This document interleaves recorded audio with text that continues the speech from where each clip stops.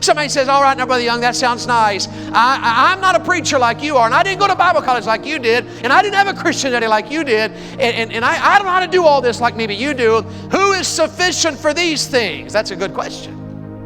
How in the world you say I'm supposed to talk to my neighbors about getting saved? Who is sufficient for these things? You really mean I ought to think about having somebody over at my house and having a meal with them so I can minister to them and maybe have a part in their Christian life, or maybe have a part in even seeing them get saved? Are you serious? You think I ought to do that? And maybe here's your question. Well, who is sufficient for these things?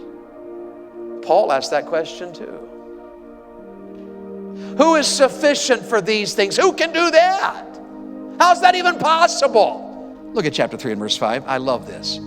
Paul says in chapter 3 and verse 5, not that we are sufficient of ourselves to think anything as of ourselves, but our sufficiency is of God, who also hath made us able ministers of the New Testament.